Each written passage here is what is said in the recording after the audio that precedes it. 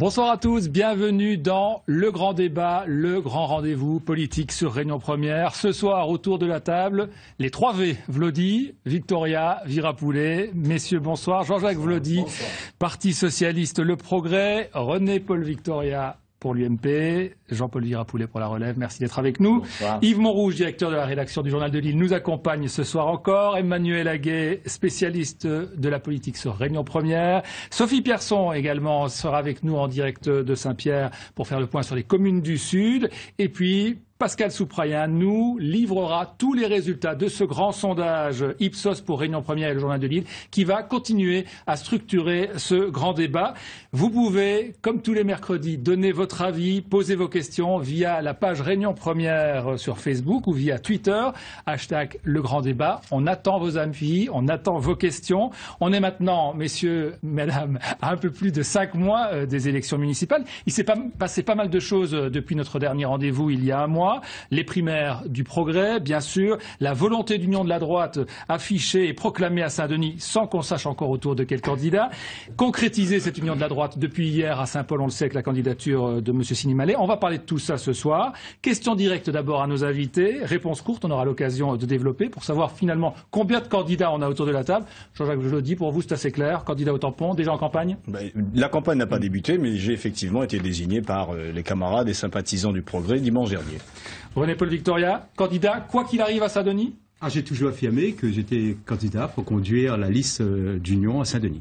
Jean-Paul Virapoulet, candidat à Saint-André? Écoutez, je réponds à une aspiration de la population qui me dit qu'il souhaite avoir un maire humaniste et de proximité. Je reviendrai à la tête d'une équipe rajeunie et comprenant au moins 2 tiers de nous. Alors, je vous l'ai dit, ce soir, on va encore s'appuyer sur ce grand sondage, baromètre politique Ipsos pour Réunion Première et le GIR, un baromètre qui évolue au fil des mois et il va nous accompagner jusqu'au municipal. Les candidats ne sont pas encore officiellement déclarés, c'est donc toujours le bilan des maires sortants que l'on étudie. Il y a un mois, on vous avait livré les résultats de 6 premières communes. Ce soir, nous allons voir l'évolution dans ces 6 communes, mais également, nous ajoutons 2 communes, Saint-Joseph et Le Port. On commence avec Saint-Joseph, Pascal Souprayen, avec un festival Le Breton. Oui, on peut parler même d'une entrée spectaculaire de Saint-Joseph dans ce sondage Ipsos Réunion Première Journal de Lille. Alors, 3 questions dans cette enquête. La première, êtes-vous satisfait des actions menées par votre maire? Regardez le chiffre, Patrick Le Breton obtient une très bonne note, 7 sur 10. Deuxième question, souhaitez-vous la victoire de votre maire pour les prochaines municipales? Un véritable plébiscite à ce moment-là. 90% des personnes interrogées souhaitent la victoire de leur candidat PS Progrès. Et troisième question, à votre avis, le maire, Patrick Le Breton, va-t-il emporter cette élection? Eh bien, 81% des personnes interrogées pensent que Patrick Le Breton va remporter le scrutin.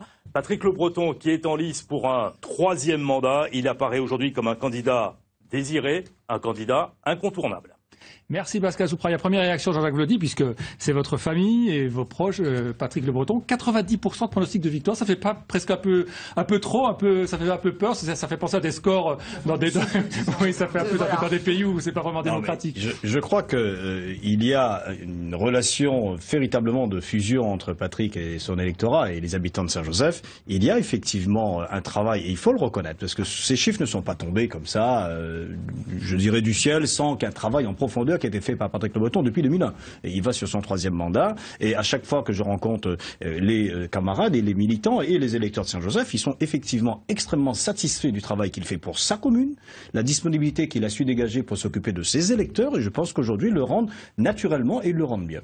Yves Montrouge, il y a vraiment un phénomène Le Breton, on peut dire. Oui, Le Breton s'est présenté déjà en 2001, effectivement. Bon, il a été élu dès le premier tour avec, je crois, c'était 51%. Là, c'était à la surprise d'ailleurs de l'époque. À la surprise de l'époque, parce qu'il s'était fait qualifier, je le rappelle à l'époque, par Fred Kabedi, qui était le maire de droite. Lui s'était fait qualifier de petit caniki, d'accord, de petit employé municipal. Donc, mais il l'a battu dès le premier tour, 51%. Et En 2008, là, il confirme, il fait plus que confirmer parce qu'il fait un score de 75% et on voit aujourd'hui dans le sondage, enfin dans le baromètre, il est à 90% de pronostic de victoire. Oui, c'est ça il est loin devant.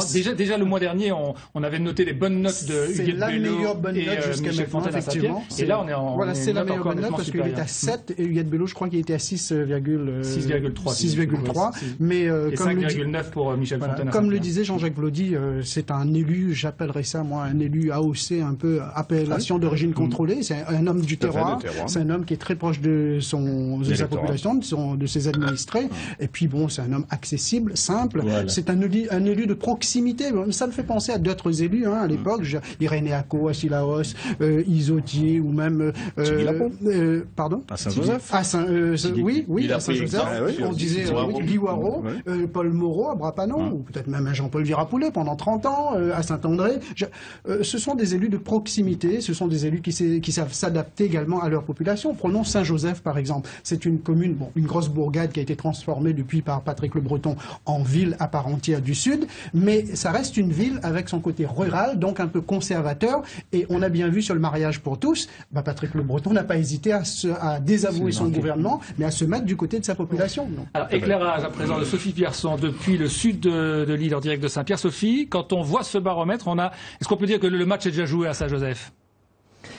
Alors, une élection n'est jamais jouée, ça c'est ce que disent les politiques, mais là, clairement, quand on regarde les chiffres, effectivement, Yves Montrouge le disait tout à l'heure, il est élu en 2008, Patrick Le Breton, avec quasiment 76% des suffrages à la mairie, et il a été élu, là c'est plus récent, en 2012, il a donc été élu député, dès le premier tour avec 51% des suffrages, mais si on regarde les chiffres sur Saint-Joseph, à Saint-Joseph, il a 78% des voix. Donc les chiffres parlent d'eux-mêmes. A priori, les adversaires de Patrick Le Breton peuvent juste espérer grignoter un morceau de son électorat et puis espérer une érosion dans le temps, mais c'est tout. Merci Sophie. Jean-Jacques Vlody, bien sûr, le score de Le Breton est important dans la bataille pour Saint-Joseph, mais il y a une autre bataille qui se joue, c'est la bataille à l'intérieur du Parti socialiste, avec cette dissidence qui s'est créée, le progrès qui s'est créé. Dissidence, oui. Vous ne voulez plus qu'on emploie ce terme-ci. Période écoulée, on l'a dit, marquée par les primaires au sein de notre mouvement. Avec le recul, est-ce que vous pensez que ça avait vraiment du sens, des primaires avec dans chaque commune un seul candidat ? Vous avez qu'à voir ce que ces primaires ont porté. C'est le nombre de personnes qui se sont inscrites, donc à peu près 18 000, et le nombre de personnes qui ont participé à cette respiration démocratique. Mais vous êtes d'accord pour dire qu'en général, des primaires, c'est pour choisir entre deux candidats au sein d'un même camp? C'est le sens initial des primaires. Mais ce que nous avons voulu montrer, c'est véritablement au sein de notre organisation politique, notamment de la Fédération socialiste de la Réunion, c'est qu'il y a un problème de gouvernance, il y a des lignes de fracture aussi sur la question d'aménagement, sur des questions de fond. Et ce que nous avons démontré, c'est qu'à travers le progrès, nous voulons une autre façon de mettre en place des procédures de désignation des candidats. Les gens comprennent, à votre avis, est-ce qu'il y a des vraies différences sur le fond et sur les idées entre les deux tendances ? Sur les questions d'aménagement et sur les questions de l'agriculture, il y a des différences entre la vision dionysienne de ces questions, celle de Jean-Claude Frictot, Michel Vergoz, Patrick Le Breton ou la mienne. Oui, vous ne pensez pas que c'est plus une alternative, non pas au PS, mais à la fédération du PS ? On peut l'avoir comme ça, puisque sur la question de l'adhésion PS, nous sommes tous adhérents au Parti socialiste, nous sommes tous des parlementaires qui sont très clairement engagés aux côtés du gouvernement et dans le soutien au gouvernement, tout en marquant, quand c'est nécessaire, notre différenciation et la réalité réunionnaise. Et vice-versa, parce qu'on le voit sur la réforme des exonérations des charges sociales patronales, Éric Abarège va déposer un amendement alors que vous soutenez alors que nous sommes effectivement dans cette orientation, on l'explique. Donc effectivement, il y a des positionnements... Vous pensez que c'est très lisible quand même, ça, pour le... Je pense qu'il faut du temps pour que certains comprennent la réalité des choses. Mais ce qui est important, et le débat qu'on a voulu porter entre le Progrès et la Fédération socialiste, c'est véritablement la gouvernance. On ne peut pas être un parti où on décide des candidats uniquement dans un petit bureau à 4, alors que vous avez une réalité électorale. Est-ce que vous savez que, si vous regardez la discordance des réalités, la Fédération socialiste de la Réunion, c'est 3000 adhérents, 2000 sur Saint-Denis. D'accord ? La réalité électorale, c'est Jean-Claude Frictot, Patrick Le Breton, Jean-Jacques Vlody, 66% de l'électorat du PS. Est-ce qu'il n'y a pas un problème de gouvernance ? Donc il y a des questions qui sont posées et c'est les questions que nous avons voulu porter auprès des électeurs. Monsieur Virapoulet, vous avez été au cœur de la vie politique de ces 50 dernières années. Comment vous observez ce qui se passe aujourd'hui au sein du Parti socialiste ? Je dis que là, il y a un problème. Évidemment, je ne vais pas me mêler de la cuisine interne entre Progrès et PS. Mais j'ai créé l'intergroupe parlementaire Dom-Tom quand j'étais député en 91. J'ai refusé de censurer le gouvernement de Rocard en défiant mon propre parti politique, on a sauvé la sécurité sociale. Cet intergroupe parlementaire a obtenu de François Mitterrand la création des RUP, jointes au traité de Maastricht. Et je dis aujourd'hui que les 5 représentants du PS, qui ne parlent pas d'une même voix à l'Assemblée nationale, causent un préjudice à la Réunion. Regardez, on est en train de détricoter la défiscalisation. On est en train de toucher au fondement de l'équilibre des petites et moyennes entreprises de la Réunion. Il n'est pas normal que ce matin, dans un même journal, nous voyons une députée de la première circonscription défendre un amendement et les autres lui tirer dans le dos. Ça, c'est préjudiciable à la Est-ce que c'est pas l'inverse plutôt qu'une tire dans le dos des autres? Mais c'est pire, c'est pire. Pour répondre à votre question. Il n'y a pas ce danger-là, M. Vlody? Voilà. Non, c'est pire. C'est gravissime. Sur l'intergroupe Il parlementaire. faut rappeler que l'intergroupe est présidé en ce moment par Jean-Claude Fructeau. Voilà, alors ça c'est la commission. Mais la délégation. Il n'y a plus d'intergroupe. Il n'y a plus d'intergroupe. La délégation. Et la délégation Si, il y a un est à la intergroupe. botte. Non, M. Verboulé. L'intergroupe existe toujours. Il ne fonctionne plus. Il s'est réuni cet après-midi. Non, mais il ne fonctionne plus et il ne lance plus de défis au gouvernement. Il est à la botte du pouvoir. L'intergroupe s'est réuni cet après-midi sur les dossiers importants de la défiscalisation notamment, qui est passé notamment ce matin en commission des finances. Et aujourd'hui, il y a une cohérence de la part des parlementaires de gauche à La Réunion vis-à-vis du gouvernement, avec le gouvernement dans l'intergroupe. Et il a été créé quand même, il faut le rappeler, la délégation Outre-mer à l'Assemblée nationale qui a été offensive et dynamique sur la préservation de la défiscalisation Outre-mer. Sur la question des exonérations de charges. Partielle. Partielle. Or, la défiscalisation, c'est moi qui l'ai créé en 86, c'est le moteur du développement économique de La Réunion.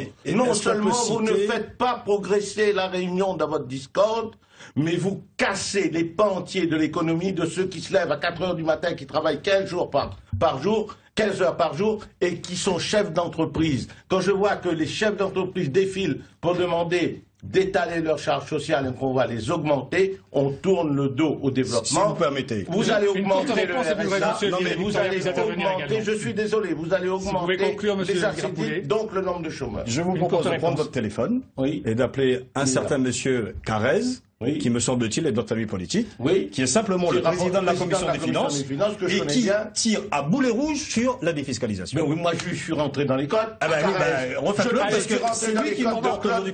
On va revenir à la Réunion si vous voulez bien. Guy Dupont en est témoin. Pour lui dire, vous ne toucherez pas à la défiscalisation. Et ils n'ont pas touché à l'époque. Je crois qu'aujourd'hui, il faut lancer un défi au gouvernement. On va lancer dans ce débat si vous voulez bien. Si vous permettez, il est terminé. Les arbitrages ont eu lieu. Le Premier ministre a réaffirmé que la défiscalisation est maintenue dans les conditions que nous le savons, parce que les entreprises en ont besoin. On arrête sur cette question si vous voulez bien. Monsieur Victorien ne s'est pas encore exprimé. Peut-être sur les primaires, Monsieur Victorien. Ce serait pas une bonne idée de faire les primaires aussi à droite? Oui, nous l'avons. Et à Saint-Denis, c'est un briefing à Saint-Denis au tampon. Nous l'avons imaginé, nous l'avons pensé, et puis, vous savez, les hommes sont ce qu'ils sont, et puis ça n'a pas été possible de le mettre en œuvre. Une commission a été créée. C'est-à-dire quoi, les hommes sont ce qu'ils sont? Chacun connaît la preuve. Vous voulez dire? Certainement. Et puis, vous voyez, la preuve. D'ambition aussi personnelle. La preuve, c'est que là, on vient d'avoir un débat, que ce débat ne permet pas de conclure sur une démarche commune, mais je peux reprendre aussi ce débat rapidement, si vous voulez, parce que Jean-Paul Vérapollet se rappelle, de 2002 à 2007, nous étions aux affaires. Et la croissance à La Réunion était de l'ordre de 5%. Et tous les experts nous disaient que si ce taux de croissance était appliqué en métropole, il n'y aurait pas eu de chômage. Il n'y avait pas la crise, monsieur. Oui, non, mais je suis dans 2002 à 2007. Voilà. Plus de 5%. Loi de défiscalisation, loi de programme sur 15 ans, l'économie de La Réunion tourne. 2007-2012, nous sommes aussi au pouvoir. 2 événements. Premier événement, le changement de municipalité en 2008. Des communes entières abandonnent des projets. Je cite par exemple Saint-Denis, Gilbert Annette arrête plus de 400 millions de travaux. Deuxième notion, c'est que la crise arrive, on commence à raboter, ce qu'on appelle donner le coup de rabot sur le budget. Nous essayons d'intervenir, et Gilles Carrez m'a beaucoup entendu, et nous avons sauvé l'essentiel. Et le résultat de cela, c'est quoi? 2008, sur Saint-Denis en particulier, 12 000 chômeurs. 2013, août 2013, chiffre de l'INSEE, 19 000 chômeurs. C'est 7 000 chômeurs, c'est la faute de qui? En taux de croissance cette fois-ci, de 2000 2007 à 2012, en moyenne, 2 points. À La Réunion, je parle. Et là, les chiffres sont pas connus, mais on en parle, de 0,7. Ça montre bien, quelque part, la défiscalisation était un bon outil de développement économique. Cela a permis de doper le monde de l'entreprise. Et aujourd'hui, le message que je voudrais passer, parce que ça transcende René-Paul Victoria, Jean-Paul Virapolé-Vlody, c'est que tout le monde au sein de l'intergroupe doit avoir une seule voix. Et c'est à ce prix-là que nous gagnerons le combat de l'emploi, donc le combat du chômage. Messieurs, on va continuer à débattre, mais on retourne... Il n'a pas répondu sur les primaires à Saint-Denis. Ah, mais j'ai répondu. C'est juste que ça aurait été bien, mais que les hommes, vous savez, Mais vous les hommes... y étiez favorable. Non, mais juste un élément, parce qu'il ne faudrait pas l'on pense que la défiscalisation est terminée. Non. Non, non, mais attendez. Il faut quand même avoir un minimum d'honnêteté de dire que la défiscalisation est maintenue. Elle est maintenue. Oui. D'accord? Avec des plafonds qui sont peut-être différents, parce qu'il y a la question de son efficacité, de son, je dirais, comment il est le plus optimum. Il est mis, et c'est vos amis qui l'ont mis, sur le logement social. C'est moi, c'est la bonne. Oui, mais attendez. Ouais. Le problème, c'est qu'à l'époque, on a risqué qu'il y ait une diminution de la LBU en compensation. Ça aurait été un crime, ça. Ah bah oui, bah écoutez, je suis bien heureux que vous le disiez, mais à l'époque, ça n'était pas très clair dans les idées de chacun. On conclut, car on va maintenant retourner à Saint-Joseph avec la séquence « Si j'étais maire », tous les mois, dans ce grand débat. Henri Claude Elma va dans une des communes de Lille, avec dans son bertel une écharpe de maire qu'il passe au cou de tous ceux qu'il rencontre, avec cette question « Et vous, si vous étiez maire, qu'est-ce que vous feriez ?» Ce soir, donc, Saint-Joseph. De Jean Petit, vu d'en haut, la 4e plus grande commune du Sud au niveau démographique, environ 35 000 habitants. Pour cet homme, agriculteur depuis plusieurs années, descente de tracteur et ascension d'un jour. Mais d'une journée, enfin de 2 minutes. Juste le temps d'une décision pour la commune. Étendre un peu plus l'irrigation vers les zones un peu plus haut, un peu plus loin, jusqu'à la zone bassin d'eau et tout ça. Et améliorer, enfin, pour les agriculteurs natisseurs comme moi, par exemple, diminuer un peu le coût de l'eau, quoi. Saint-Joseph Papa-Bondier, père nourricier, où l'agriculture terre nourricière représente encore 23% de l'économie. Saint-Joseph, cœur de la pêche en eau douce, mais avec la côte maritime la plus australe de l'Union européenne. Quand on a des trucs sortis en mer, on a Saint-Gilles, Saint-Pierre, Sainte-Rose. Un maire en bord de mer, forcément ça parle de pêche. Et dans la voix, toute l'attente des passionnés. Il y en a d'autres qui doivent entendre moi ce qu'on est en train de dire. C'est un petit structure portière, un petit bassin de canard pour que les gens puissent rentrer et sortir en sécurité. Voilà, parce que là, il ne peut pas, avec le danger des ici, les pêcheurs ils restent à terre tout le temps. Et à terre, l'horizon n'est pas dégagé, avec près de la moitié des actifs au chômage et un chômage des jeunes plus important que la moyenne départementale. Les jeunes aujourd'hui, l'obligé de soit descendre sur Saint-Pierre ou soit sur le tampon pour trouver quelque chose. Et après, ben, elle n'est pas évident, quoi. Faut prendre le bus, faut réveiller tôt. Donc voilà, déjà ça pour nous en tant que jeunes. L'attraction des grands pôles urbains sur Saint-Joseph est réelle et pas toujours facile à vivre pour la capitale de la ruralité. L'université sur Saint-Joseph aussi n'a pas. Parce qu'il faut les enfants, ça va très loin. Et si les parents n'ont pas de l'argent, ben, les autres enfants, ils sortent plus l'école. Et à Saint-Joseph, plus de 45% de la population bénéficie d'un minimum social. Moi, je suis un petit peu sans abri. Nous, si nous avons de place, nous n'aimerions pas être dehors. Oui, bah moi, m'y tricherais un petit peu. C'est-à-dire m'y prendrais dans la caisse et m'y donnerais aux pauvres. Un programme a priori séduisant reste à convaincre dans une commune où l'actuel maire vise un 3e mandat consécutif. Moi, je ne suis pas pour un tel, moi, je suis pour la culture. Que notre culture grandisse à Saint-Joseph. Et pour que nos enfants demain soient des citoyens de liberté, et cette égalité et fraternité. Elle entame la constitution d'une fratrie, future mère et mère d'un instant. Former des personnes pour apprendre aux enfants dès le plus jeune âge comment s'habiller, comment parler, comment vivre en communauté. Ça, c'est pas le travail d'abord des parents avant d'être le travail à un maire, ça ? Oui, mais malheureusement, on a l'impression que de génération en génération, même les parents y abandonnent et même les parents ont besoin d'aide, malheureusement. Donc, il faut faire quelque chose. À ce jour, 5 candidats se sont lancés dans le grand bain des municipales à Saint-Joseph. Ce n'est pas facile pour être un maire, hein ? Ah oui. Et les candidats devront avoir des idées face à un sortant à plus de 75% des voix au municipal de 2008. Si j'étais maire, on vous pose la question à vous aussi. Si vous étiez maire, première décision dans la prochaine mandature. Au tampon, si j'étais maire, première décision, Jean-Jacques Vlody. D'abord, je souhaiterais que les électeurs vous entendent et qu'ils me portent leur confiance. Je crois qu'il faut d'abord rétablir la confiance entre le maire, l'équipe municipale et les électeurs tamponnés. Il y a au tampon aujourd'hui un chaos politique, un chaos administratif, un chaos économique, un chaos social. Il n'y a plus d'autorité politique. Le plus important, c'est de regagner la confiance des électeurs pour qu'on puisse véritablement mettre en œuvre une politique en direction de l'emploi, parce qu'il y a au tampon aujourd'hui, comme beaucoup de communes d'ailleurs, eh bien, plus de 12 000 tamponnés qui sont aujourd'hui en situation de souffrance vis-à-vis de l'emploi. Jean-Paul Virapoulet, si j'étais maire, première décision sur Saint-André? Ah ben moi, je prendrais la décision que la population me demande de prendre, c'est de leur rendre leur mairie. Et Saint-André va un maire de proximité, comme il a été dit. Il va pouvoir revenir dans le bureau du maire quand ils ont un problème, rentrer dans la mairie librement, ne pas avoir deux gardes du corps devant le bureau du maire pour refouler la population, et puis remettre en place une grande politique de développement économique dont on parlera tout à l'heure. René-Paul Victoria, si j'étais maire, première décision à Saint-Denis? Première décision, c'est de redonner la commune aux Dionysiens. Bâtir un projet autour de 3 axes. La lutte contre la pauvreté, la lutte contre la propreté, enfin pour la propreté du moins, et la lutte contre j'allais dire, la délinquance en col blanc. En quelques mots, je crois qu'aujourd'hui, on a besoin de donner de la probité aux hommes politiques. C'est bizarre, mais ça fait rire Jean-Jacques Lodgy. Non, mais je pensais qu'il allait parler de délinquance en général. On continue à avancer dans ce débat avec le deuxième volet de notre baromètre politique. Je vous disais qu'il y avait 2 communes qui s'ajoutaient ce soir. On a vu tout à l'heure Saint-Joseph.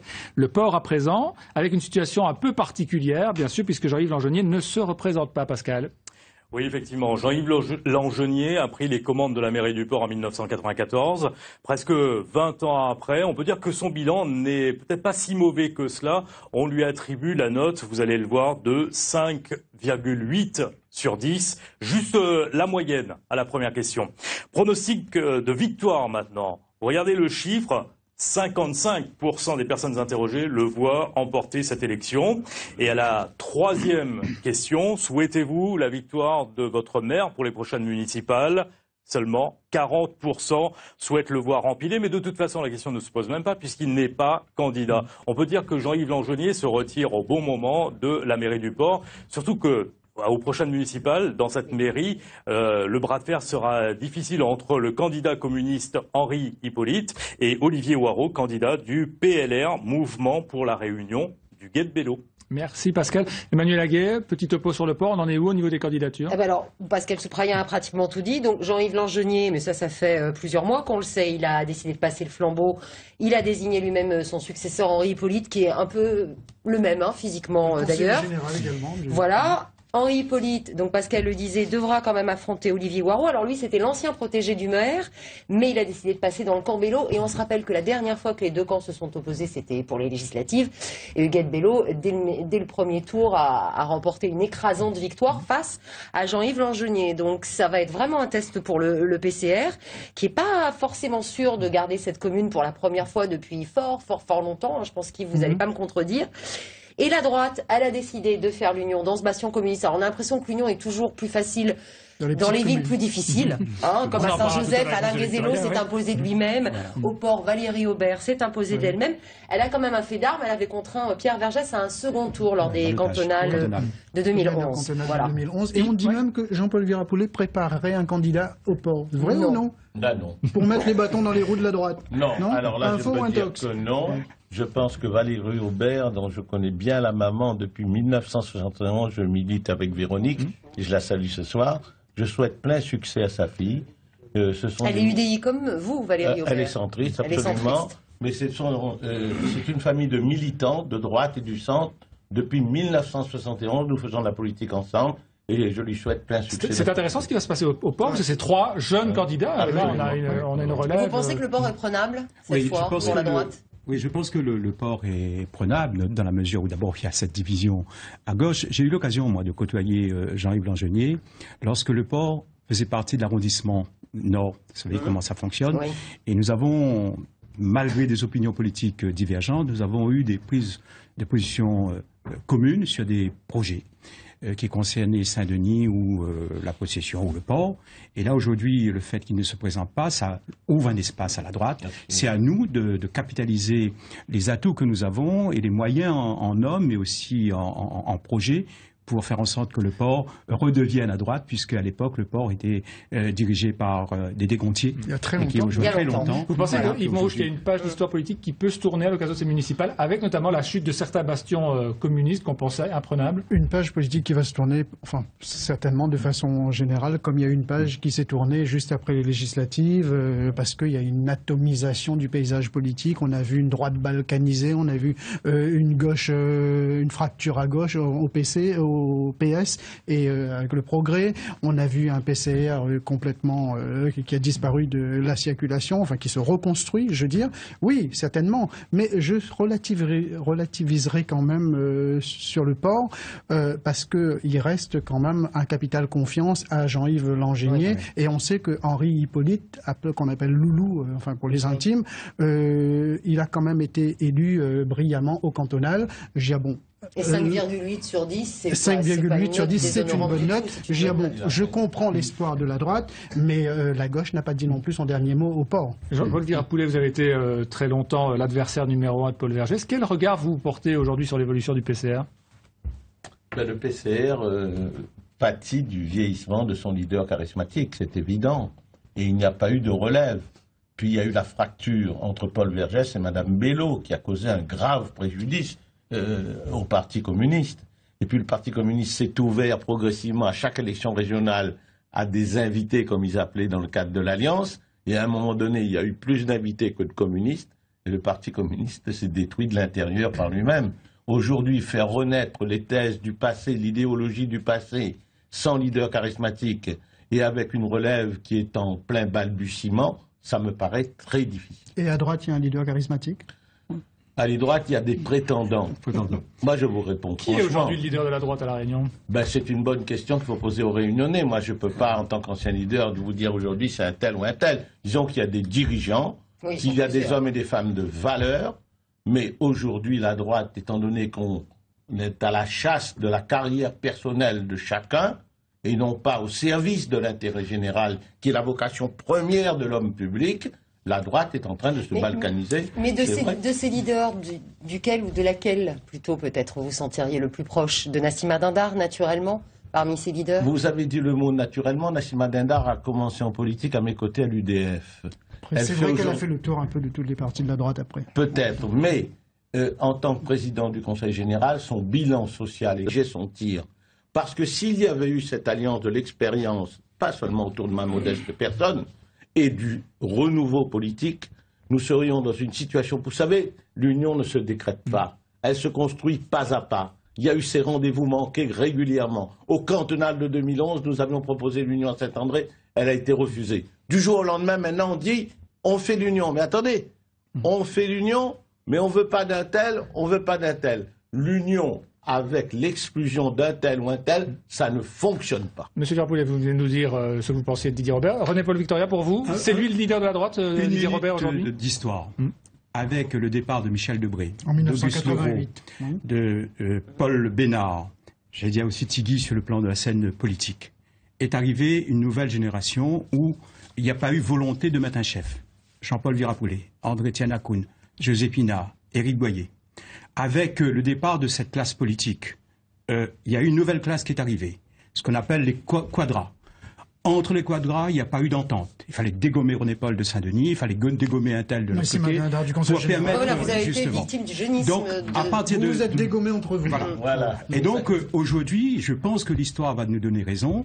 Nous allons assister au retour de ceux qui ont été victimes d'une mise à l'écart trop prématurément.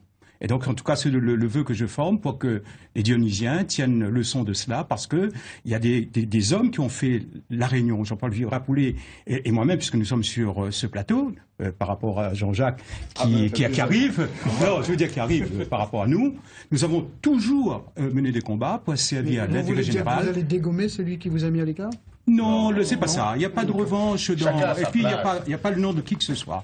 Je crois que c'était le contexte qui a voulu que ce soit comme ça. Aujourd'hui, il y a cette recherche de l'union. Nous voulons, nous appuyer sur notre exemple pour redonner une ambition à la jeunesse réunionnaise. Et de cette jeunesse réunionnaise sortira un projet un programme et de nouveaux leaders pour que la Réunion demain soit vraiment la terre d'accueil que nous connaissons. Attendez, monsieur Vladimir n'avait pas échappé à la question évidemment du chef.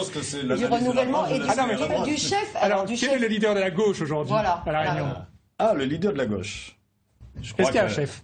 Je crois qu'il y a, dans l'analyse que M. Monrose vient d'évoquer, il y a une page de l'histoire qui est en train de se construire à gauche. On peut dire tourner, par rapport au leader charismatique historique qu'a été le PCR, et par rapport aux résultats récents du Parti socialiste notamment, qui devient pour la première fois le premier parti de gauche avec 5 députés élus. Et vous savez que le travail de Michel et Jean-Claude a été effectivement des travaux de fond, pour arriver. Michel Degauche, Jean-Claude Fruteau, pour arriver donc à ce résultat aujourd'hui. Et donc il y a, et je pense que c'est une évolution naturelle, puisque si on reprend un peu le cadre historique d'un parti politique qui est le PCR, qui est centré sur des problématiques purement locales, alors que les décisions aujourd'hui sont nationales, voire européennes, eh bien, il est normal qu'à un moment donné, les électeurs comprennent que les décisions ne sont pas toutes ici et qu'il faut des relais nationaux européens. Et donc, l'évolution normale du Parti socialiste sur cet échiquier et du progrès aujourd'hui à l'intérieur de cette mouvance fait partie de l'évolution normale de l'histoire. Est-ce que le progrès, finalement, c'est un nouveau stade de l'évolution du PS à La Réunion? Il y a aussi, et le progrès fait partie de cette réflexion, en tout cas c'est engagé sur cette séquence, dans cette recomposition de la gauche,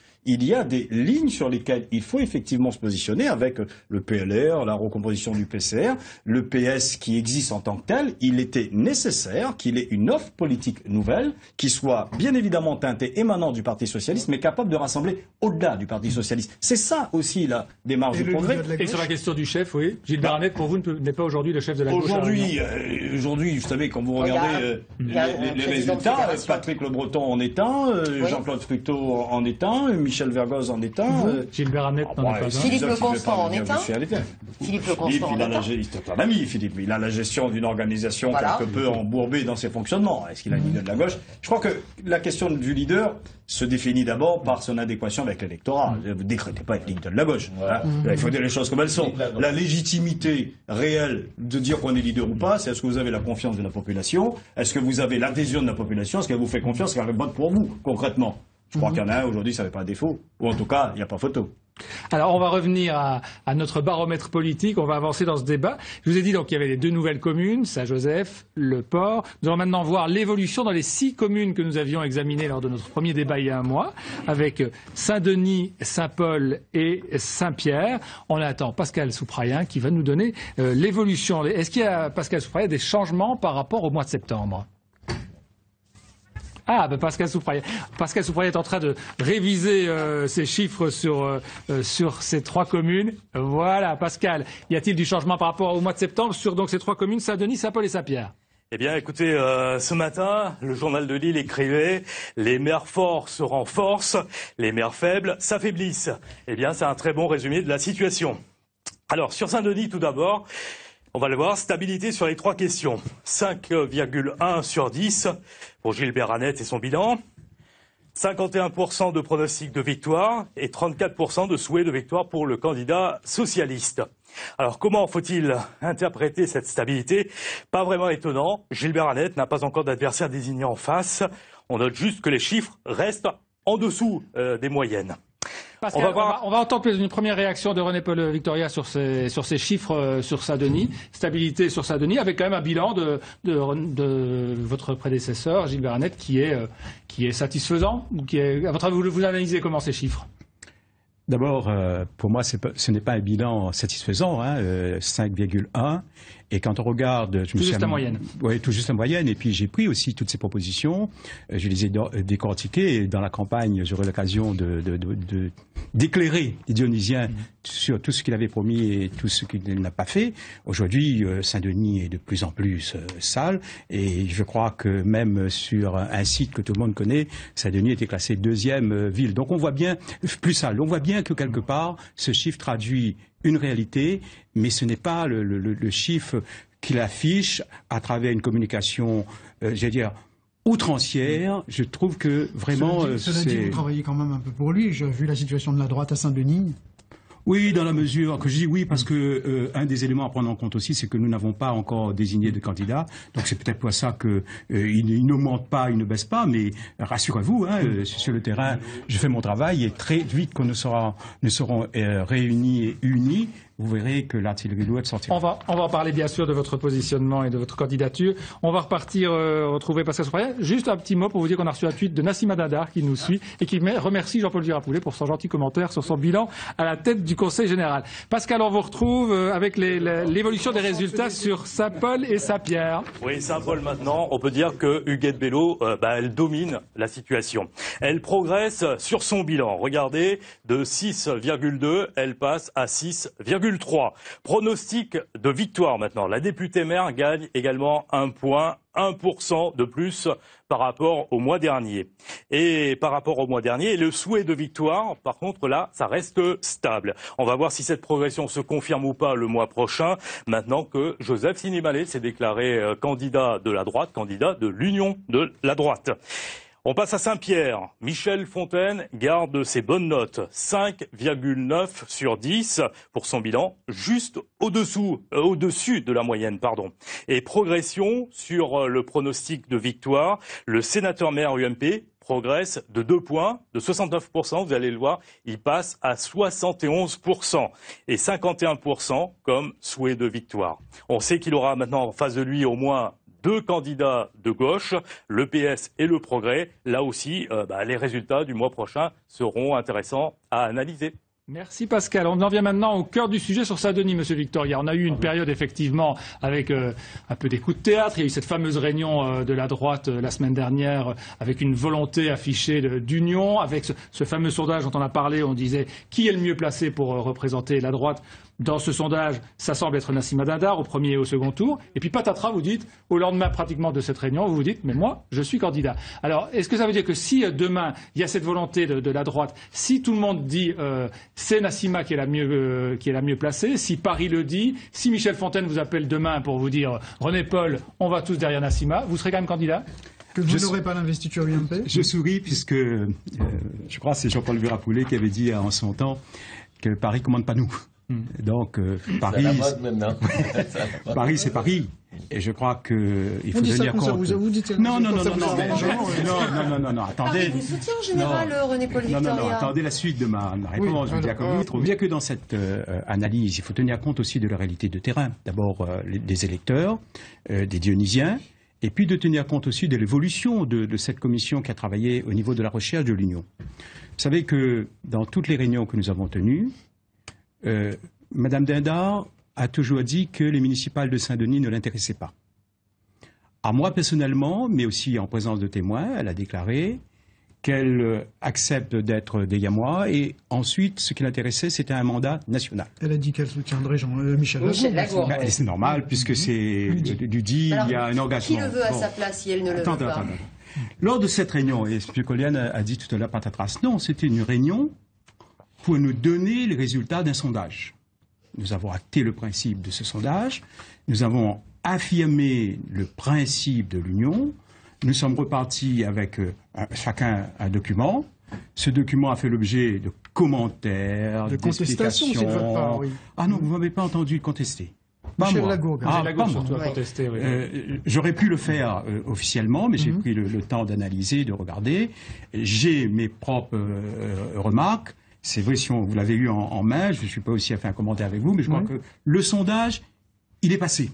Ça a été fait entre le 20 août et le 1er septembre. Aujourd'hui, nous sommes déjà presque le 10 octobre.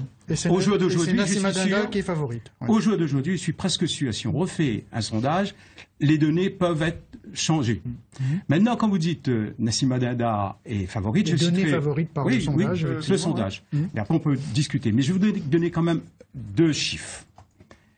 Dans le cas où on dit que c'est Victoria Annette Victoria, le sondage dit que 52 pour Annette, 52 pour Victoria. Et 48. Oui. Dans les personnes sûres de voter Victoria, choix définitif, de mémoire j'ai 37, et pour moi, définitif, et pour Gilbert Annette, je crois que c'est un peu moins, je ne sais plus, 34 ou 35. Ce qui veut dire que dans ce choix, il y a donc une base plus forte pour Victoria. Mais par contre, dans les intentions de vote, il y a encore une marge de manœuvre. Vous dites que donc vous, ce sondage, il vous conforte en fait. Enfin, non seulement ça me conforte, vous savez que... René-Paul Victoria met Nassima Dindar à 56% au deuxième tour, et face à Gilbert Annette, qui fait 44%. C'est la seule qui... Alors, dans ce moment du sondage. Je vais continuer mon analyse. Bon, vous savez que Pierrot Dupuis ne me porte pas dans son cœur. J'avais dit la réciproque est peut-être vraie. Ah, vous n'avez pas réglé vos comptes avec Pierrot Dupuis? Non, c'est pas ça. Non, je l'ai vu ce matin. Non, c'est juste pour dire que... Au contraire, il a écrit quelque chose. Il a écrit quelque chose sur vous, René-Paul Victoria, d'ailleurs. Et si ce sondage favorisait Victoria? Alors, je m'en tiens à cela. J'attends qu'on continue, nous, à travailler à la recherche de l'union, puisque l'union est indispensable et primordiale pour Saint-Denis. Et le moment venu, j'espère qu'on aura encore un peu de temps. Il ne faut pas se brusquer. Si l'union est totale... En attendant, le maire sortant prend de l'avance sur le terrain. Non, je ne suis pas sûr. Non, je ne suis pas sûr. Ça, c'est votre opinion. Mais lui, il peut lancer sa campagne. Il est déjà en campagne. Mais qu'est-ce qui fait que vous n'arrivez pas à vous mettre d'accord? Mais d'abord, il y a un problème à régler entre l'UDI. Une fois ce problème résolu, on réglera entre l'UDI et l'UDI, vous voulez dire entre l'UDI et elle-même? Oui, je pense que c'est ça, mais enfin... Si vous n'avez pas d'investiture UMP aujourd'hui, vous serez quand même candidat? Et si vos amis ici à La Réunion vous demandent de ne pas l'être et de soutenir Mme Dindar? Aujourd'hui, mes amis ne me demandent pas de ne pas être candidat. Ça viendra le moment venu où nous ferons notre réunion. Lorsqu'on s'est quitté, on s'est dit moi j'avais proposé 3 jours. On a dit non, il faut 15 jours. On est arrivé à un mois. Attendons, ne soyons pas plus pressés. Aujourd'hui, je note que Mme Dindar est intervenue à la télé il n'y a pas longtemps en disant que si René-Paul Victoria est candidat, elle se retire. Elle vous laissera le champ libre. Et Michel Lagourgue, il vous tend déjà la main, lui, en disant donc, je crois qu'aujourd'hui, n'allons pas plus vite que le chef d'orchestre. Je milite pour cette union qui est primordiale. Madame Dindar et moi, on se rencontre plusieurs fois avec Ibrahim Dindar. On continuera. Et si c'est vous qui conduisez la liste, vous la prendrez comme numéro 2? Ah, ben c'est elle qui m'avait fait une proposition d'être numéro 2. Et si elle conduisait la liste, vous iriez en numéro 2 sur sa liste? Attendez, pour l'instant, elle ne conduit pas de liste. Vous verrez ça dans quelques temps. Monsieur Virapoulet, votre avis, vous avez sur cette démarche à Saint-Denis, vous pensez qu'effectivement l'union est possible entre les centristes et la droite? En tout cas, elle est souhaitable. À Saint-André également? Après. Mais on y reviendra. Saint-André, c'est simple. Saint-André, c'est le cas le plus simple. Alors, allez, on reste sur Saint-Denis pour le moment. On reste sur Saint-Denis, qui est beaucoup plus compliqué. Non, mais Saint-Denis, c'est une ville majoritairement à droite. Si vous regardez les résultats des municipales de 2008, c'est une erreur stratégique de rassemblement, de défaut de rassemblement à droite qui a fait que M. Annette a été élu, clairement. À partir de ce moment-là, je pense qu'il appartient à Nassima Dindar, à René-Paul Victoria, à Michel Lagourgue, de tirer les conclusions de cet échec de 2008, de se rassembler. Madame Dindar, et c'est vrai, l'a dit, elle est en position d'accepter une demande de service commandé. Si on ne le lui demande pas, elle ne va pas forcer la porte.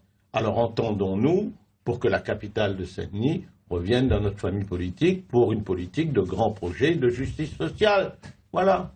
À gauche, Jean-Jacques Vlody, parlons quand même de la gauche, il y a Mickaël Nativel et Michel Tamaia qui ont lancé une démarche commune, en fait un appel à candidature pour constituer une liste. Mickaël Nativel est proche du Progrès, il s'en cache pas. Est-ce qu'à un moment donné, le Progrès s'est pas demandé s'il allait soutenir ou Michel Tamaia ou Mickaël Nativel contre Gilbert Annette? On va arrêter tout de suite ce débat. Ah, justement, c'est bien pour ça que je vous pose la question. On a encore un petit moment, on va pas l'arrêter tout de suite. Sur cette orientation Progrès Saint-Denis, vous avez remarqué qu'il n'y a pas eu de primaire à Saint-Denis? Non, bien sûr, je l'ai remarqué. Vous avez remarqué qu'il n'y a pas de procédure de désignation de candidature du Progrès à Saint-Denis.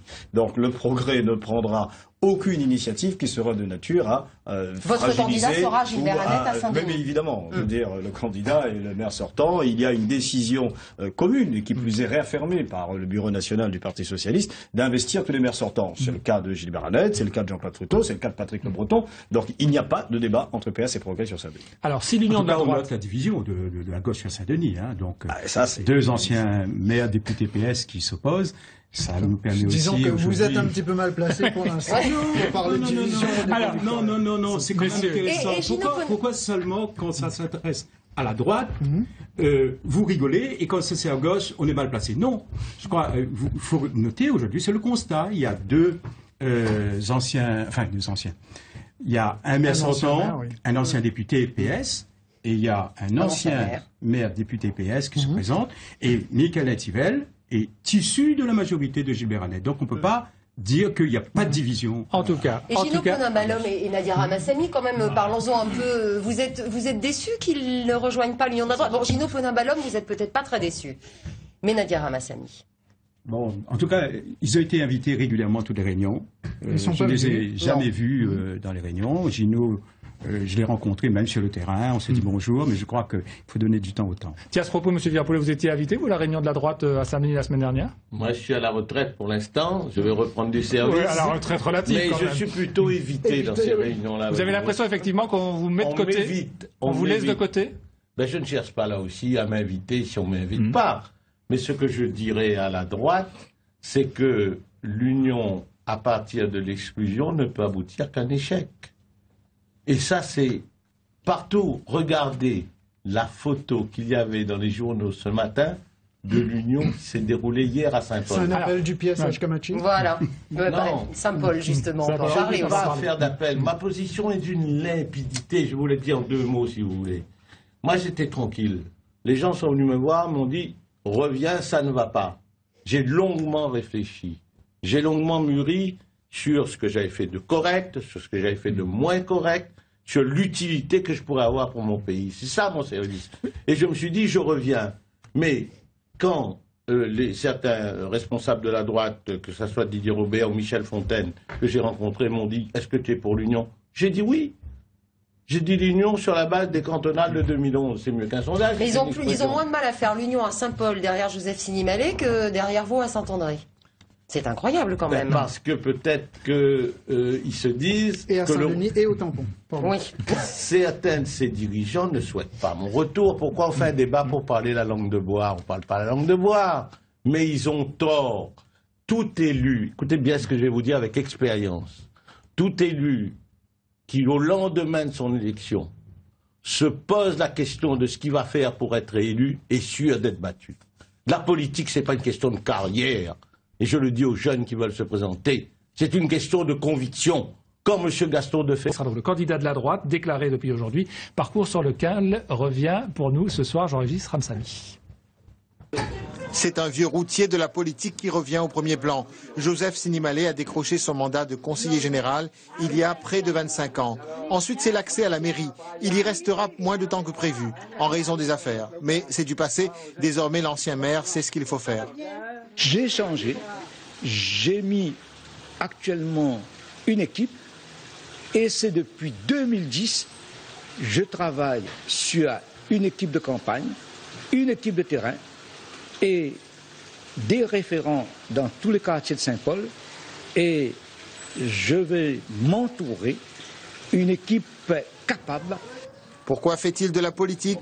Joseph Sinimalé croit que c'est son étoile ou son karma qui le pousse à agir ainsi. Il était quasiment devenu l'un des hommes forts de la politique locale. Son capital confiance serait intact. Mais on dit notre papa. Et papa pour nous, et papa il comprend nous. Et comme dit Bana, dans la case là, papa n'a l'autorité plus que maman. Dès notre élection à la mairie de Saint-Paul, il me semble de réunir l'équipe municipale, le conseil municipal, et prendre rapidement des décisions sociales afin de pallier aux difficultés des familles. Sur le terrain, très peu peuvent rivaliser avec lui. Sini, comme tout le monde l'appelle, est imprévisible. Ses admirateurs l'apprécient pour ça. Jeune, il avait débuté avec un certain ténor de la droite. C'est vrai, je respecte Jean-Paul Villard-Poulet, mais aujourd'hui, la politique a changé, la politique est devenue moderne. Il faut prendre les décisions qui viennent de la population, qui viennent du peuple, et c'est avec le peuple. La population, c'est elle qui a remis en selle celui que beaucoup pensaient à la retraite. Fin connaisseur de la politique, il pense que l'électorat peut déjouer tous les sondages, même à Saint-Paul. Yves Montrouge, un étonnant destin quand même, M. Sinimalé. Oui, un étonnant destin, effectivement. Mais, il revient après une traversée du désert. Après une traversée du désert, mais maintenant, l'union à Saint-Paul, vous parlez de l'union concrétisée, il y a une entame d'union, il y a une amorce, un début de commencement. En tout cas, il y a un candidat, ce qui n'est pas le cas pour le moment. Il manque encore des élus qu'on avait annoncés. Cette liste d'union, je vais parler d'Yolande Véléien, qui est conseiller de la majorité régionale, qui est dans l'équipe de Didier Robert. Fabienne Coipel, elle n'était pas physiquement là parce qu'on nous dit qu'elle était en commission permanente. Il manque Sandra Sinimalé, la fille de Joseph Sinimalé. Donc, bon, pour l'instant, l'union n'est pas encore totalement concrétisée, mais c'est vrai qu'il y avait les trois mouvements représentés, l'UDI, l'UMP et Objectif Réunion. Cette candidature de M. Sinimalé, elle reflète aussi une tendance qu'on constate pour ces municipales qui s'annoncent. C'est quand même des anciens qui s'accrochent. Il va y avoir Roland Robert à la possession, record de France, je pense, en termes de longévité. André Tiénakoun qui tente un retour au tampon. M. Virapoulet qui sort de sa retraite, qui fait son retour. Il ne faut pas laisser la place aux jeunes, M. Virapoulet. Ah si, vous verrez, il y aura deux tiers de jeunes. Et Joseph Sinimalé, quand même, vous dit la politique est devenue moderne, hein, Jean-Paul Virapoulet, maintenant. Il a raison, parce que ma démarche s'inscrit dans la modernité. On parlera comme un peu du contenu du projet d'un instant, et vous verrez que c'est une démarche qui s'inscrit dans la modernité, parce que nous sommes une île jeune. Mais pourquoi c'est pas votre fils qui se présente? Parce que les gens... C'est lui qui a obtenu l'éligibilité de Néric Fruto. Mais il faut répondre à l'aspiration de la population. La population reconnaît les mérites de Jean-Marie en tant que leader de l'opposition, mais il souhaite que ce soit moi qui conduise la liste, par mon expérience, par ma proximité avec la population. Et il sera bien sûr sur la liste parce qu'il a été le leader de l'opposition qui n'a manqué à aucun conseil municipal. Non pas génétiquement, il sera sur la liste, M. Montrouge.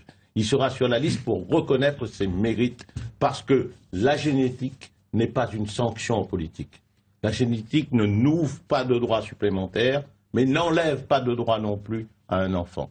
Jean-Marie mérite sa place. Jean-Jacques Vlody, à Saint-Paul, le PS aurait tout intérêt à jouer la carte de l'union, par exemple avec Huguette Vélo. Si c'est le PS, je vous proposerais de poser la question. Vous êtes toujours Jean-Jacques Vlody.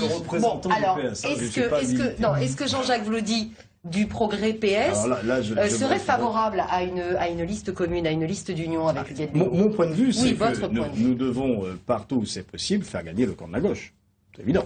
Je veux dire, après, si vous voulez parler des stratégies propres du Progrès, le président s'expliquera, ou en tout cas s'exprimera en temps et en heure quand on aura défini des stratégies. Mais globalement, il est évident que la majorité qui aujourd'hui soutient le gouvernement, et Huguette Vélo en fait partie. Oui. Et il y a aujourd'hui donc une aspiration véritablement à ce que la politique gouvernementale soit décuplée à l'échelle locale. Et cette politique, et nous pouvons prendre l'exemple des emplois d'avenir, nous y reviendrons si vous le souhaitez, il y a eu pendant des mois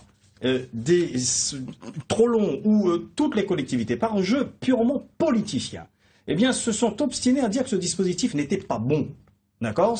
D'octobre 2012 à mars-avril 2013, nous avons sacrifié la jeunesse réunionnaise. En tout cas, certains. Ils ont même poussé des jeunes à aller manifester dans les ronds-points, dans les quartiers, à brûler des poubelles, en disant qu'ils ne donnent pas nous travail. Alors que le gouvernement avait mis sur la table 5000 solutions d'emploi immédiates pour les jeunes. Les collectivités n'ont pas joué le jeu. Qu'est-ce qu'on s'est aperçu? C'est quand ils ont vu qu'ils étaient dans le mur. Et je me réjouis qu'ils se sont enfin réveillés, même tardivement, même de manière même un peu politiquement. Ils se sont dit, ben non, après tout, il faut qu'on se réveille. Et la région met 1000 solutions d'emploi sur la table, le Conseil général 750. Mais que de temps perdu.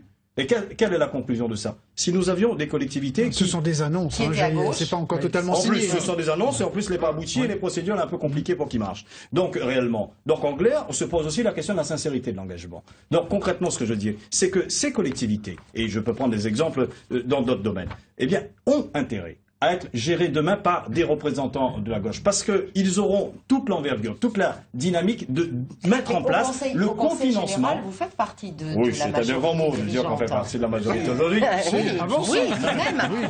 tout de même. Même si ça doit être compliqué à gérer en ce moment, j'imagine. C'est pas le meilleur exemple. Les pouvoirs de décision, rapports de force ne sont plus tout à fait établis. Vous savez qu'il n'y a même plus d'opposition. Voilà, j'imagine que c'est donc ça devient un peu compliqué. Mais vous prenez l'exemple des rythmes scolaires.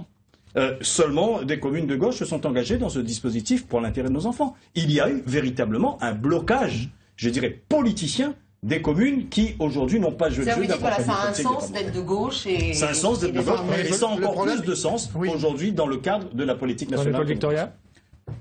Oui, j'entends les propos de M. Vlody. Et c'est tout à fait normal aussi puisqu'il est député, donc il est aussi le relais des décisions, des grandes orientations et surtout pour la mise en œuvre de cette politique sur le plan départemental. Et c'est vrai, chaque chose en son temps. Là, il s'agit des élections municipales. Il faut déjà se battre, gagner. Nous espérons, nous en tout cas, à droite, quelles que soient les communes, de pouvoir remporter, puisqu'on voit bien que la situation économique, sociale est catastrophique. Donc il faut absolument que la droite reprenne un certain nombre de communes. Quand je dis la droite est du centre, bien entendu. Reprenne un certain nombre de communes pour redonner espoir et l'ambition à notre jeunesse. Il vient d'évoquer le problème du rythme scolaire. Je pense qu'à la fois sur le plan national, le constat est alarmant, c'est l'échec. Sur le plan local, il n'y en a que 4 communes. Je n'ai pas vu les 3 autres communes, mais en tout cas, aujourd'hui, la presse a fait état de l'expérimentation sur la commune de la Possession. Apparemment, c'est l'échec. Et moi-même, qui a été instituteur, enseignant pendant de très nombreuses années, d'ailleurs j'ai pris ma retraite dans ce métier-là, je pense que ce qui compte, c'est l'épanouissement de l'enfant. Et pour que l'enfant soit épanoui, il faut un accord global de la communauté éducative. Les parents, bien sûr, les enseignants, sûrement, l'État, puisque l'État donne les moyens en normes, mais aussi en financement des projets, les collectivités, je pense que d'abord les communes, ensuite les départements et la région, tout ce monde-là doit travailler ensemble. Et puis aussi, il faut prendre le temps de la concertation et associer notre jeunesse, par les étudiants, etc., parce que c'est eux qui ont été à l'école. Ils sont les mieux placés pour dire l'école était trop dure, la journée était trop longue. Et lorsqu'une réforme est bien faite et bien pensée, automatiquement ça marche et là on vise l'épanouissement de l'enfant. On doit poursuivre parce qu'on va notamment parler de votre commune. Juste en deux mots, monsieur Jadis. C'est parler de ça. Je veux dire, il y a, si vous prenez l'exemple des rythmes scolaires, reposons le débat de fond. La question, et c'est un constat, M. Victoria a été enseignant, directeur d'école, tout le monde. On a encore rendez-vous avec Pascal Souprayen pour nous parler de l'évolution sur le tampon Saint-Louis et Saint-André. Oui, et ce qui va suivre va certainement intéresser Jean-Jacques Blaudy. Au tampon, c'est la catastrophe. Le maire sortant perd des points sur les 3 questions. Tout d'abord, son bilan. La note est en baisse de 5,1, elle passe à 5. Concernant maintenant le pronostic de victoire, là aussi, perte de 2 points. De 27%, on passe à 25%. Et à la question, souhaitez-vous une réélection de votre maire ? Paulé Payette perd également 1 point. Paulé Payette qui doit certainement aujourd'hui lutter pour regagner la confiance des tamponnés. On va s'intéresser à Saint-Louis maintenant. Même cas de figure, mais la situation là-bas est différente. On sait que le maire sortant, PCR, Claude Boireau, ne se représentera pas aux prochaines municipales de 2014. Mais on peut tout de même regarder les chiffres avec son bilan. De 3,1, il passe à 2,9, un bilan de plus en plus rejeté. Les autres indicateurs sont en baisse. Le pronostic de victoire, de 27%, on passe à 25%. Et pour les souhaits de victoire, et là, on va passer de 20% à 19%. Mais là, la question ne se pose même pas parce que, je vous le disais, Claude Boireau ne se représente pas à cette élection. Dernière commune, Saint-André. Des résultats qui vont intéresser Jean-Paul Virapoulet, qui disait au début de cette émission qu'il était candidat dans cette commune de l'Est. Eh bien, pour le maire sortant, Éric Fruteau, son bilan, la note reste stable, 5,2. Pronostic de victoire, par contre, là, le chiffre est en baisse. Et le souhait de victoire, il progresse de 47%. Le souhait de victoire, on va le voir là tout de suite. Le souhait de victoire, la note progresse de 37%, on passe à 38%.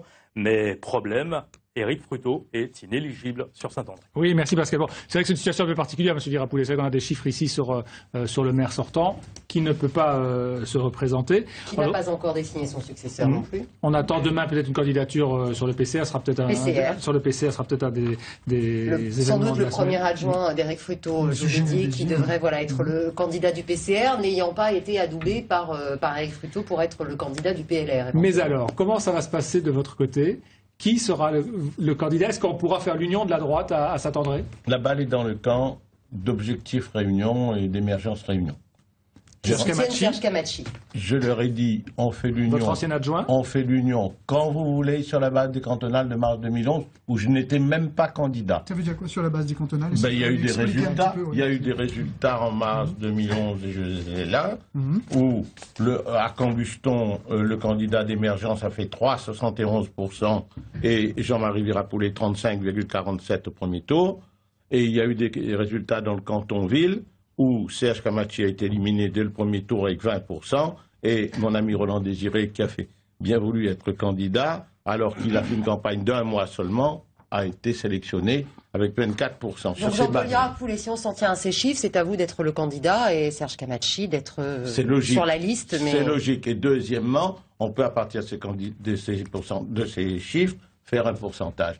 Je leur ai dit cela à 2 reprises. Je n'ai pas de réponse. La balle est dans leur camp, mais vous comprenez bien que je ne vais pas attendre tranquillement à la maison qu'on me téléphone.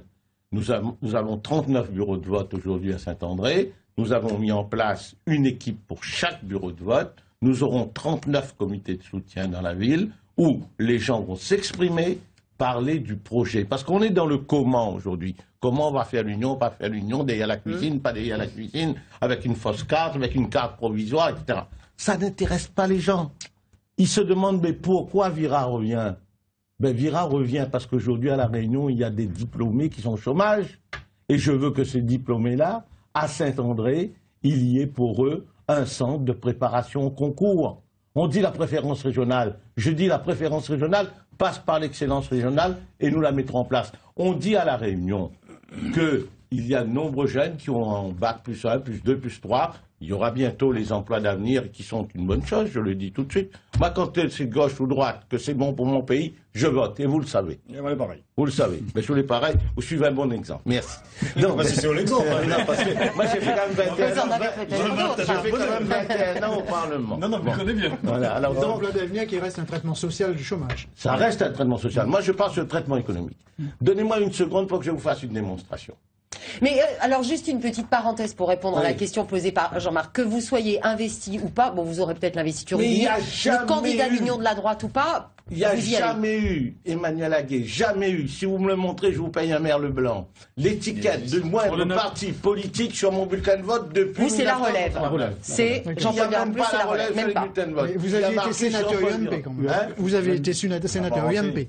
Oui, et j'étais au député départ. centriste aussi. Mais là, au Parlement, mon ami M. Vélody pourra vous le dire, mon collègue, il est élu parlementaire, moi je suis parlementaire honoraire maintenant, pourra vous dire qu'au Parlement, si on n'appartient pas à un groupe politique, on est inutile, on ne sert à rien, on n'existe pas. Et appartenir à un groupe très fort, ça du temps de parole. C'est pas très simple. Ouais. Alors, donc je reviens à mon idée. Pourquoi je reviens? Je reviens pour répondre à des préoccupations.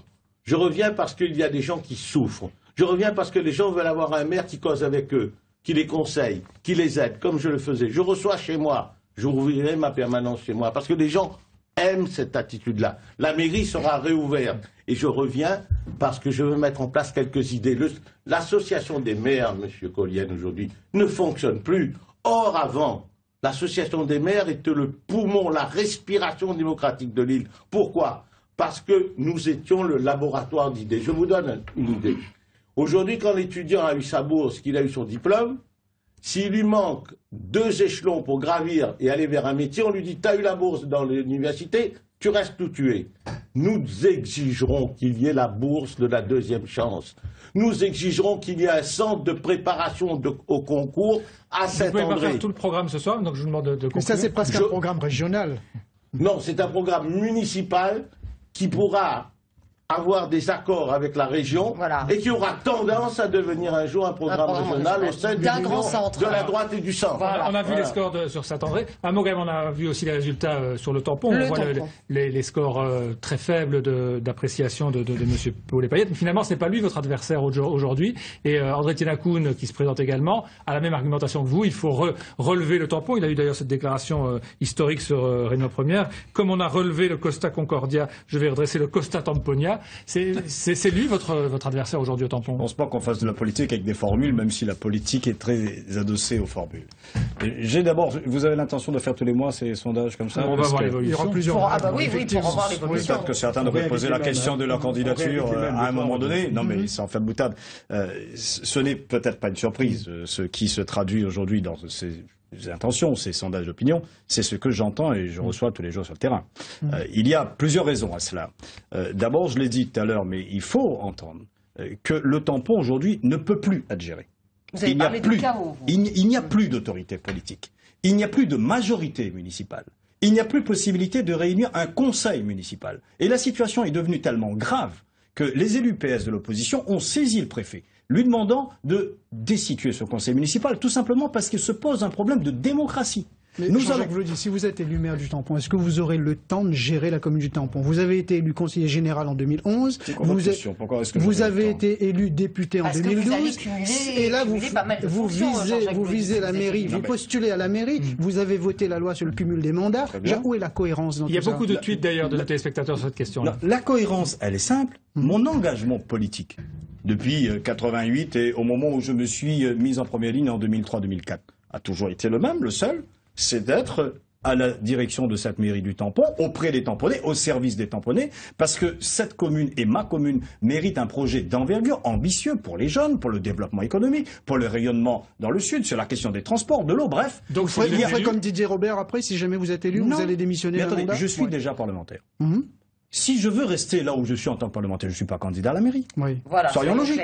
Donc clairs. on est clair. Si je veux aller à la conquête de cette mairie, c'est parce que je veux, en plus des mandats que je suis aujourd'hui, me mettre très clairement, très concrètement, quotidiennement, parce que c'est ça la demande des électeurs et des tamponnés, c'est d'avoir auprès d'eux un maire qui comprenne leurs souffrances, qui apporte des solutions et des réponses. Mais c'est vrai qu'ils ont été échaudés par Didier Robert, qui, nommé à d'autres fonctions, a quitté le tampon. À l'ensemble des tamponnés qui m'écoutent, que si je suis élu maire, s'ils me font confiance, en 2017, je ne serai pas candidat aux législatives. Parce que c'est clair. D'accord. Voilà. Donc la question est claire et tranchée. J'ai voté la loi, c'est pour qu'elle s'applique, c'est pour que je me l'applique. Ça, c'est la réalité. Mais ce que le tampon a besoin, c'est d'abord de retrouver la sérénité. C'est de se rassembler autour d'une équipe, autour d'une candidature. Et c'est ce à quoi je demande aux tamponnés d'y réfléchir. C'est qu'aujourd'hui, je serai un candidat, bien évidemment, investi par le Progrès, par le Parti Socialiste. Mais je veux être le maire de tous les tamponnés.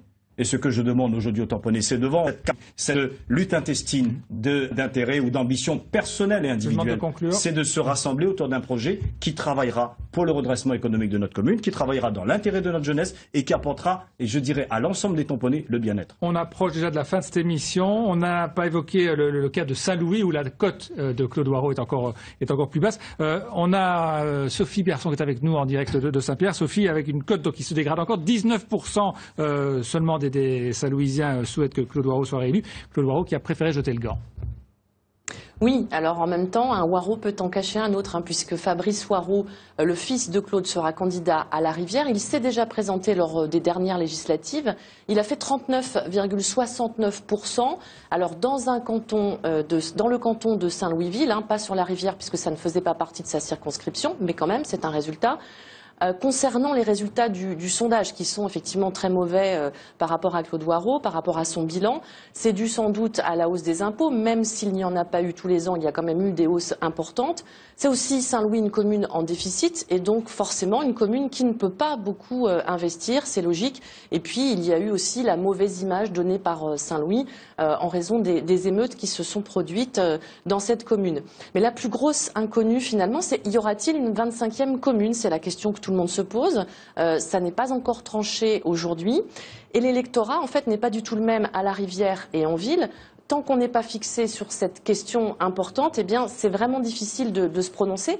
Par exemple, Cyril Amilcaro, qui a été investi par l'UDI, s'il est éligible, bien sûr, eh bien, il n'a pas les mêmes chances sur l'ensemble de la commune que sur le centre-ville.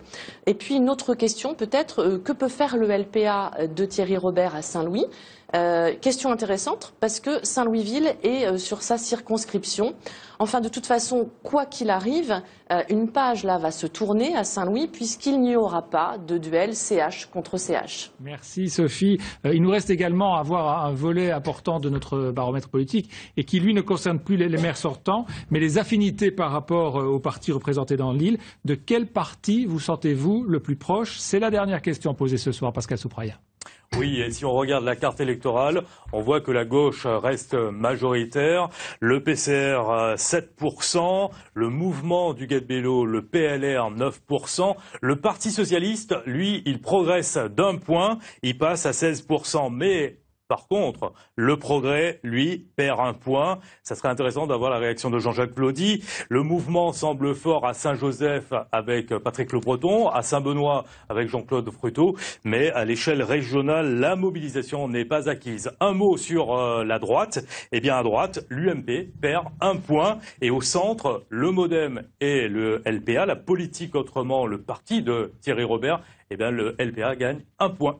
Oui, Jean-Jacques Lodi, on se dit qu'il y a quand même un problème là pour le Progrès, malgré la médiatisation, malgré les primaires, le gros score de Patrick Le Breton, 3% seulement des personnes interrogées se sentent proches, perte d'1 point par rapport au mois dernier, alors que 16% se sentent proches du Parti socialiste. Est-ce que vous avez en tête la date de création du Progrès ? 17 mars 2013. C'est vrai que le sondage ne prend pas en compte les primaires qui ont eu lieu récemment. Donc, ce que je veux dire, c'est que vous comparez le Parti socialiste, qui a à peu près un peu plus de 100 ans, et un mouvement politique qui existe depuis 6 mois. Mais en même temps, M. Vlody, on voit que des nouveaux partis également, des nouveaux mouvements qui sont portés par des personnalités fortes comme Hugues Bello et Thierry Robert s'installent à des niveaux beaucoup plus élevés d'emblée. Mais je crois qu'il y a aussi, de la part de la communication, et vous savez qui c'est qui fait la communication, une stigmatisation sur le sens du progrès qui était faux. Quand on parle de dissidence, par exemple, au lieu de parler d'offres politiques. Non, mais je crois qu'il y a aussi un travail qui s'installe, qui se fait. Vous l'avez dit, ça ne tient pas compte des primaires. Quelle organisation politique a fait participer 15 000 personnes à une désignation de candidature ? Quelle organisation politique a organisé en espace de 6 mois 3 rassemblements avec le dernier? On a l'impression quand même que le Progrès reste une force institutionnelle, médiatique, mais pas politique. Pour les électeurs, finalement, le programme est le même. Vous restez des socialistes. C'est le PS, vous êtes des socialistes. On est des socialistes, mais il n'y a pas que des socialistes. Il y a les lignes politiques qui seront clairement affichées au fil du temps, vous le verrez. Mais il y a aussi, laissez du temps au temps. Je veux dire, vous ne donnez pas à une organisation politique naissante, puisqu'elle est naissante, de quelques mois, eh bien, sur l'échiquier politique, la même place que ceux qui existent. Sur cette question, on va entendre l'analyse de Philippe Fabin, donc, qui est un peu l'artisan de ce sondage, de cette étude Ipsos, donc sur le positionnement du Progrès. On l'écoute.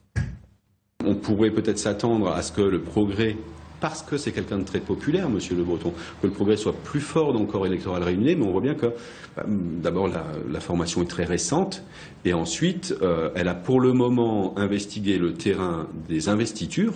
Concrètement, les primaires, c'est un mode de désignation de candidats, donc on est sur un terrain très dirigé sur les prochaines municipales, peut-être davantage jusqu'ici que sur un terrain d'idées, de projets. Voilà donc pour ce positionnement de Progrès. On ne s'était pas concerté. Paul Victoria, vous souhaitiez réagir? Oui, selon les chiffres que vous avez annoncés, on note que les deux forces qui arrivent en premier et en deuxième restent des partis de gouvernement, le PS et l'UMP. Ça, c'est le premier constat. Deuxième information que je retire des chiffres qui ont été donnés, la gauche reste majoritaire, la droite donc minoritaire, la droite et le centre. Voilà. Forte émergence du centre. Voilà. Non, ce que dit la droite, je vais mettre le centre avec le centre. Voilà. Voilà. Bien sûr. Au début, cela démontre aussi peut-être par l'absence de discours à la population, à La Réunion en particulier. Nous sommes en train d'assister partout à des combats pour avoir des postes ou des mandats. Nous n'avons pas terminé. Les électeurs ne connaissent pas assez les projets. Nous n'avons pas terminé les élections municipales, la préparation. Certains sont déjà régionales, voire les sénatoriales, les législatives. Vous n'y pensez pas du tout? Il faut arrêter. Ah, moi non. Il faut arrêter de prendre les Dionysiens, les Réunionnais pour des personnes à qui on joue avec. On ne joue pas avec le vote des électeurs. Je crois que, tout à l'heure, Jean-Paul Virapoulet a évoqué une notion de projet-programme. Je crois que la droite ne sortira grandie de ces élections si on arrive avec un projet, un programme, une équipe. La droite, c'est vous, hein? C'est nous. Je veux dire que c'est nous. Il y a ceux aussi qui sont de l'autre côté de l'écran. Et on voit bien aussi, la droite n'est pas une droite militante. Il faut que la droite soit une droite militante et non pas une droite qui attend des postes. Non, on ne revendique pas un poste. Une droite unie avec le centre, Thierry Robert et tout, vous voulez dire? L'avenir de La Réunion passe par d'un projet, d'un programme et d'une équipe. Et cette équipe la plus large possible. Je crois que ce soir, le débat de ce soir montre que nous sommes capables de transcender les courants. Je veux dire que quand j'étais député, avec Victorin Lurel, qui est ministre aujourd'hui et qui était à l'opposition, je peux dire les belles réformes, les bons projets, les bons amendements, Lurel-Victoria. Victoria, Lurel. Et Jean-Paul l'a fait aussi quand il était député ou sénateur. C'est parce qu'à un des moments, on sait dépasser les choses. On va devoir combat politique, on mène notre combat.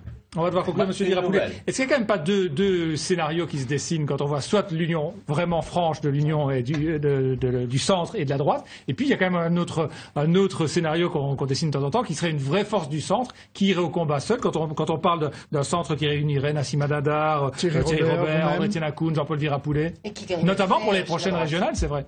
Ça me permet de dire d'abord que je souhaite la victoire d'André Tienakoun au tampon, parce qu'il a été un excellent maire et il le sera à nouveau.